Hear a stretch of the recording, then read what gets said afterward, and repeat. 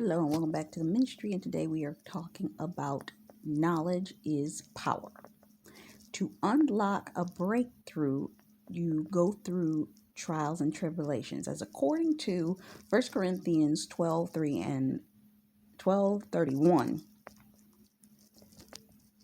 verse in International Version, now eagerly desire great gifts, and yet I will show you the most excellent ways.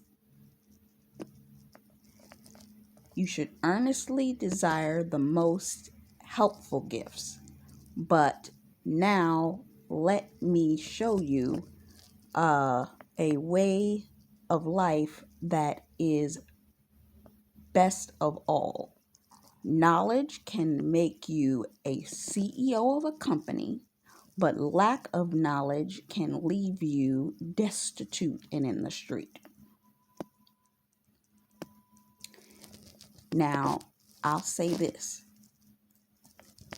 Knowledge is something that can come from multiple different places. If we think back in the Bible, that what was it that was the reason that Eve ended up in trouble?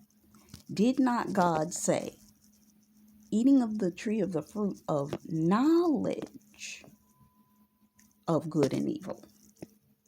She ate of the tree, but good was on that tree and evil was on that tree. Just like I made the statement, a person with knowledge can gain a business that is a multi-six-figure business, or they can end up destitute. A person with a lack of knowledge can be the difference between divorce and reconciliation. Think about it. I'm going to actually break this down in relation to, because the thing about this knowledge thing that I am gaining is this. Knowledge is power, but knowledge can come from reading. Knowledge can come from spiritual wisdom, and knowledge can come from people. The relationships in which you have can impact on knowledge. Knowledge can come from the relationship. Now, there's levels of relationship. Just like I said, a person can read a book and gain knowledge. Let's say, perfect example, I was thinking about these two books that I just downloaded on my Audible from two different people. One's a celebrity, the other one is a person that has become an influencer. I know neither one of these people, but the knowledge that they carry and put into their books is going to make an impact on my life, is it not, if I read their book? Now, if I know somebody and that person gives me knowledge, whether I pay them or don't pay them, I gain wisdom and understanding from that person. The word, it's not even that the word says this. I've heard a lot of ministers say this, but you can see it if you walk through the word, that if God wants to help you, he sends people into your life. Destiny helpers. If Satan wants to hinder you, he sends satanic agents into your life to demonically delay you and prevent you from moving forward. And he also, if the enemy senses that these people that are in your life are going to be helpful to you, he may also send someone to breed word curses and plant thoughts in people's mind that are supposed to help you. I heard Stephanie P talking about this the other day, that will cause you to detach from people that were supposed to remain in your life. Okay? This stems from a level of having insecurity. We talked about insecurity the other day. That as we operate in insecurity, we may not let in people that are supposed to help us. Some of us, and I talked about this in a previous broadcast, if you're dealing with a survival mechanism your entire life and you have not dealt with the inner childhood wound of being a survival person, you will see people as threats. I can only keep people at this distance, for if I let a person in any further, I'm going to get hurt by them. This comes from the fact that most people that are business leaders and leaders in general will be attacked by people that have a narcissistic spirit, and it's a spirit of rejection. So what may happen is you'll end up, when you're in a season where you're supposed to go through a level of growth by gaining knowledge, you will actually reject the people that are supposed to be in your life. One, because there are spiritual interference going on. And two, you are not mature enough, because you may be dealing with a spirit of, you were jaded before.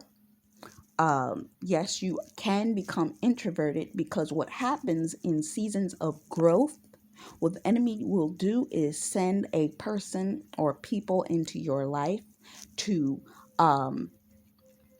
provoke and project onto you things that are your fears and or things that will keep you inside a box and will not allow you the ability to grow, because the enemy is trying to prevent you from growing by having a Jezebelic spirit come at you in anger. Because when the Jezebel spirit and the spirit of rejection comes, it's vicious. It's a very vicious spirit. It's very narcissistic. It's a very, you're going to do what I tell you to do and you're going to listen, because it must remain in control. It stems from the spirit of pride, which is attached to Leviathan, malice, greed, lust, perversion, and living out your own will and not God's will. Okay? And if you're not careful, what will happen is, just like we stated starting off, let's start with the business person, that a person with knowledge can gain or make a CEO company. But you have to, in order to become a CEO of a company, what does it take? You must, one, learn, whether it be that you go to business, you go to school and you study business management, work in a corporation, shadow somebody, or you get a business mentor. And as you are operating with a business mentor, that mentor will show you how to grow level by level by level by level. You can only get but so far before you're going to reach a plateau. And then you must gain what? More knowledge, gain access to other people, gain more wisdom in order for you to scale from where you are and grow to where you're trying to get to. Yes? So with that being said, the person that has lack of knowledge will be left destitute and in the street. This is the person that you could have two people going in the same direction. I'm going to use an example. I have a cousin. My cousin actually worked at the news station that was local right at the same time Oprah Winfrey was working at the same news station. They were both doing similar things. Oprah became Oprah. She did not. She went in a completely different direction. Not to say that the job that she ended up in isn't a good job, but she was right there next to Oprah Winfrey. Oprah became Oprah, a multi-billionaire black woman, while the other one did not. What's the difference? Lack of knowledge. And it also is mindset, determination, and willingness to go through what you need to go through in order to get what you need to get. A lot of people aren't willing to do that.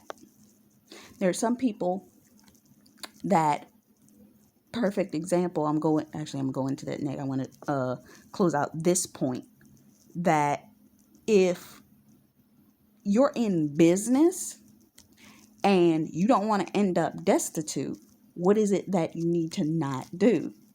Well, a person that ends up, if you have two people that are headed in the same business trajectory direction, but one goes up and the other one goes down, what's the difference? That person that is usually going in the wrong direction usually is a immature person. They have a tendency that they gain about as much knowledge as they feel it is necessary for them, and they will not retain or gain information to grow into the new thing. Because every season, every situation, every scenario is different, and as time goes on, the industry grows, the experience grows, things are shifting, laws change, all these kinds of things. And if you think you know everything, you're going to stay stagnant. You're going to go in the opposite direction because you're not going to receive the help. Pride.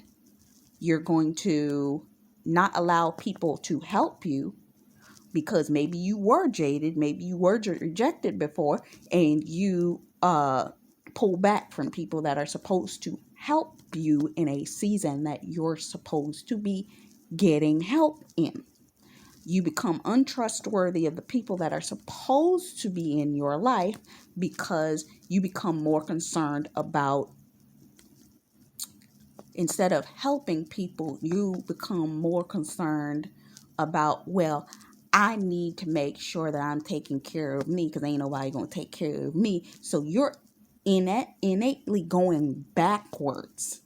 You're reversing, going in the wrong direction, and you're pushing away the very people that are going to lift you in a season that you need to be lifted.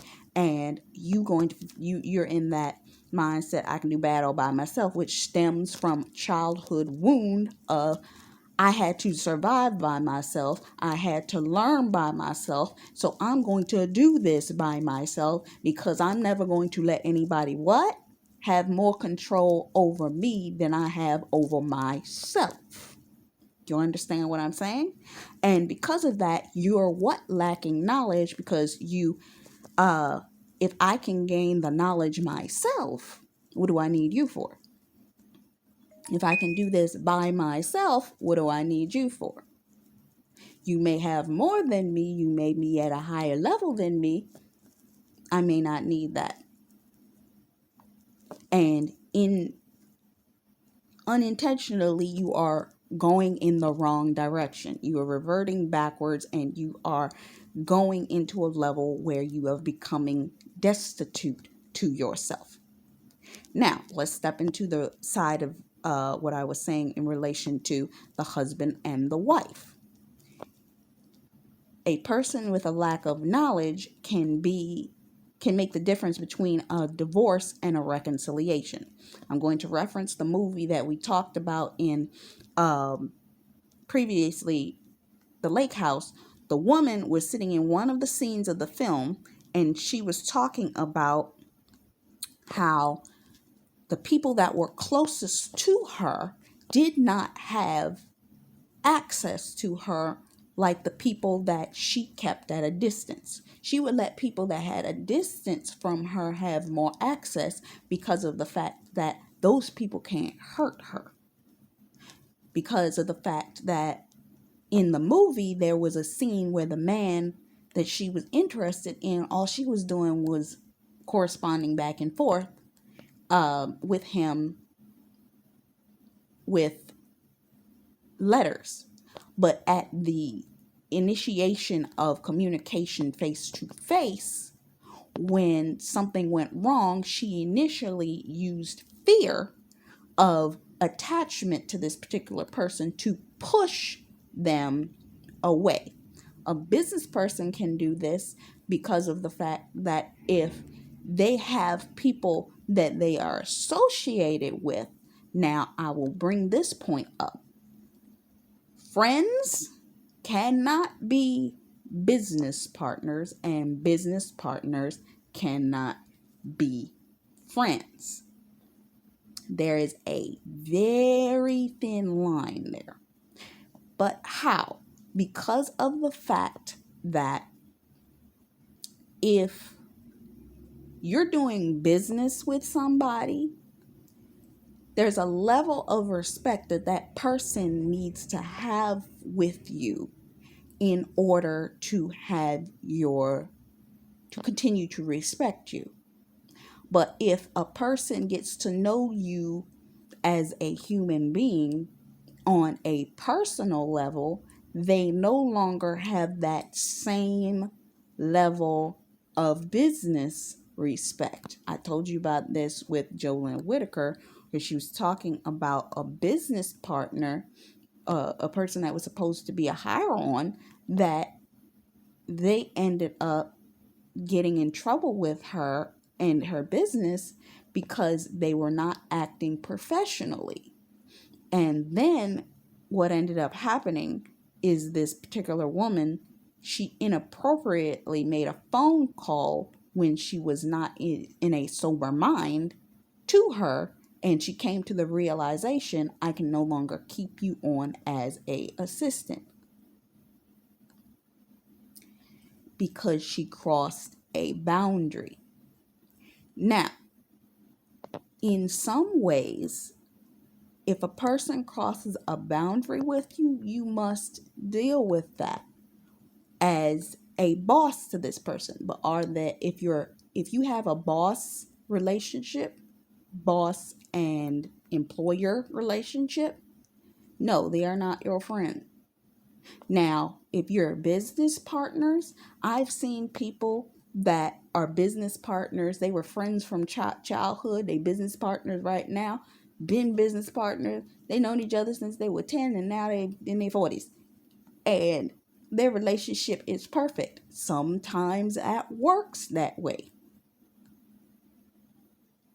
But, and this is where it becomes, what do you call it? A thin line.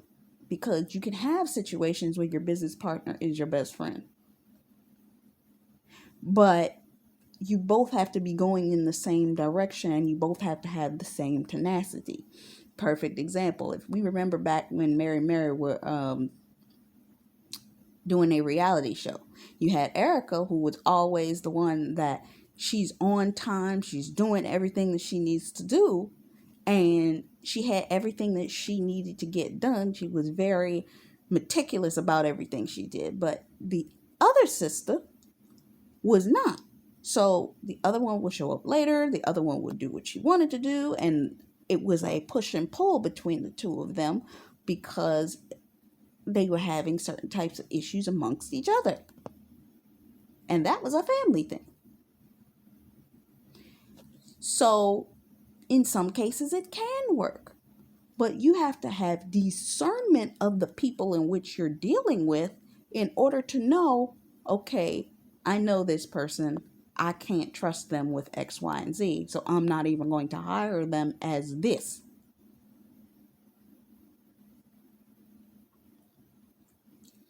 Because now, would you look at it like that with those sisters, had they not become what they were, they would have never gotten to the heights of their career and opened up for being solo acts.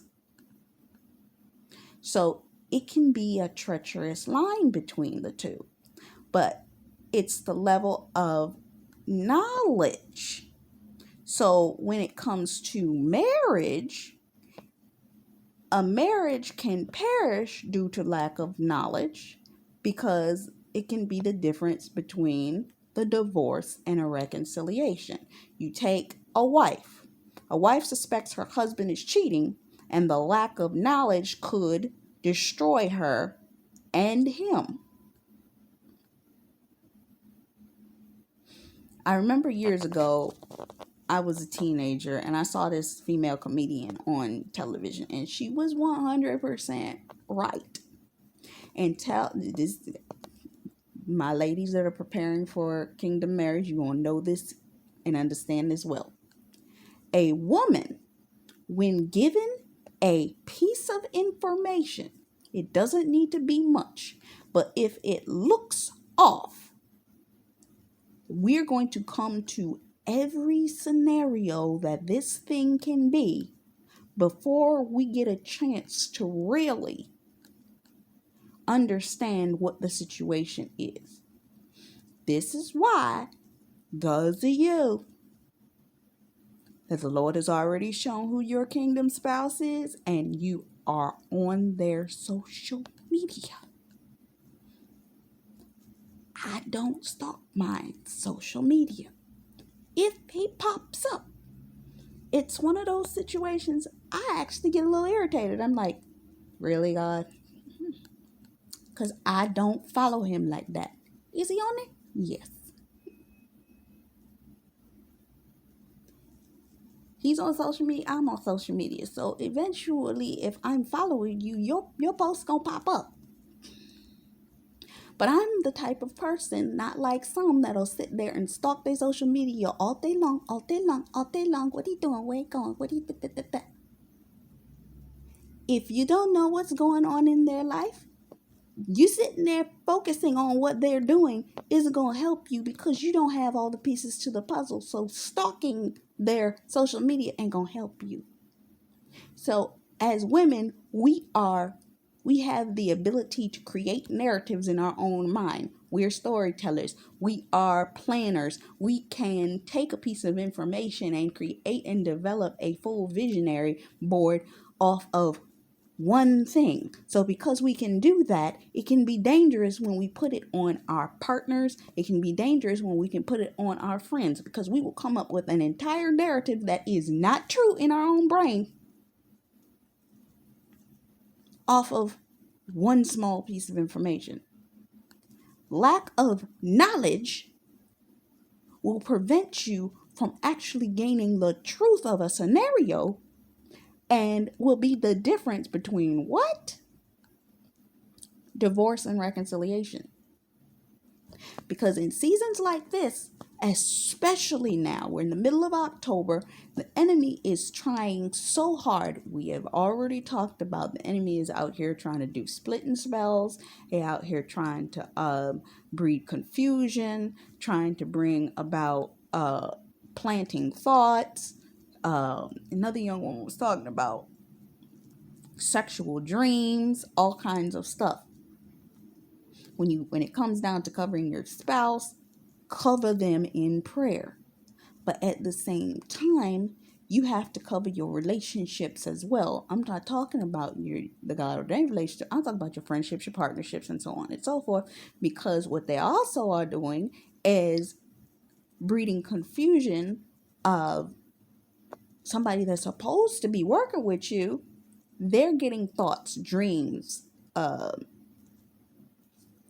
words from people that have openings in them to tell them, no, you shouldn't do that. No, you shouldn't do that. No, you shouldn't do that. Remember when I was talking about in the late how the book Persuasion, they were talking about two people broke up with each other in that book, and it didn't end up coming back together till years later because of the people around them persuading them to stay away from each other. This can happen in business as well. If you have uh, a spirit of rejection, you could end up pushing people away and operating from a state of a hardened heart towards people that are actually supposed to be in your life, because you're in a phase of, I only let you but so close to me, or I'm gonna cut you off.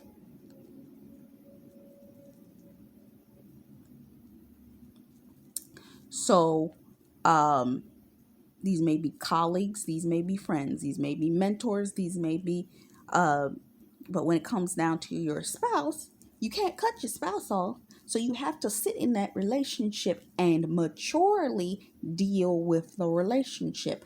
And sometimes, if you're mature enough to deal with a relationship, you come to the recognition that the things in which you were pushing away are things that are actually easily solvable. You understand what I'm saying? Because the enemy will come in with thoughts and feelings or past issues and cause you to feel like, oh, I can't trust this person. Oh, I can't do this with this person because the last person did this to me. This person's going to do this to me. This person is not the same person as the last person. Your past is not what is the same thing as of right now. And because of this, you have to operate as such. Because you may have been burned in a previous relationship, yes, but in that element, if you're in a relationship with this person, you need to talk about those things. My people perish for the lack of knowledge. If you have an alt with your brother, you do what? Talk with them. You don't cut that person off. That's relational maturity. If I have this issue, relational maturity. So instead of talk about it, you're going to just cut them off with nothing. Ergo, divorce and reconciliation. A conversation can mean the difference of reconciliation and divorce. If you recall, when I did the movie Enchanted, the main character, who was the lawyer, he was helping somebody with a divorce paperwork. But when the main character, the woman he ended up falling in love with, made the statement of, you stopped telling her her eyes were beautiful to the man. And I think she made another statement. And when he and his wife ended up going and taking a walk to talk, that's all they did. When he came back thinking that they were going to complete the divorce proceedings, the guy and his wife were sitting there when they had previously been cussing each other out, talking about dividing their property. He said, I've realized that I started taking her for granted because I had a conversation with her. Reconciliation. Sometimes the lack of knowledge is in the fact that you're too prideful to sit down and have a conversation.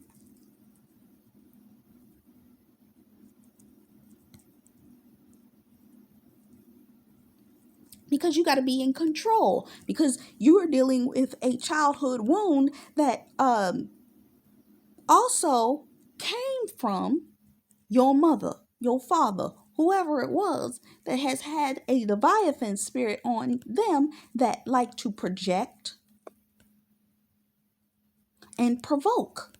So you naturally went into the 4 levels of, I need to be in a secure space. Security, when any of the levels of security, food security, your actual physical body being hurt or harmed or loss of something, you're like, oh, I go into survival mode. If a person has had to be that way since childhood, survival mode will tell them, I need to reject you before I get rejected. I need to do this before. You understand what I'm saying? Which can mean divorce. So think about it. When you follow the right information, you end up in the right outcome. breaking yokes and bondages in your life. Knowledge can break, knowledge can break you, knowledge can make you. Break a glass ceiling. When you sit down and you read a book on information that you didn't have prior, that can be the thing that makes or breaks your business, or it can open up something to a thought process and a mindset that you weren't aware of before because you read a book and you implemented that thing and you saw a breakthrough in the area that you had a glass ceiling. You can take a gamble and lose it all due to lack of knowledge. You can bet on yourself and gather the information necessary, end up quitting your job and ending up with a better life and being the boss of the job that you quit from, following your own career goals, all from the lack of knowledge.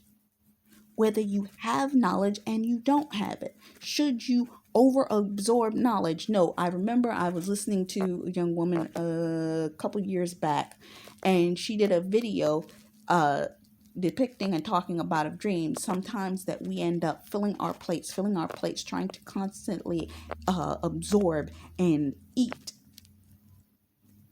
There is a knowledge of good and evil that was on the tree. Sometimes we become gluttonous to the knowledge and we want to know more and more and more and more, and we can't handle all the knowledge that we've already gained, so it actually ends up seeping. You're gaining too much knowledge because you have so many areas that you're trying to cover, and this has been my problem, admittedly, that I will gain a lot of knowledge for every area I know that I'm meant to be in, and what ends up happening is you end up gaining the knowledge, but you don't end up doing anything with it. Now, for me, it's not that I don't end up doing anything with it. It's the fact that learning and understanding how to take the next steps to do something with it, which means knowledge to get that next step done. If I will take things as far as I can take them, then I will ask the Lord, what do you need for me to do now? So with that being said, as we come to finishing this, knowledge is having the piece of knowledge that makes the difference between a breakthrough and quitting before the finish. What knowledge can empower you to become great right now? Gain knowledge, gain wisdom. Don't push away the very things, people, and places that you need to be in because of lack of knowledge. God will make your enemies your footstools, which also means he will send people that are from places that you don't think that a Christian should be in to bless you with knowledge that you did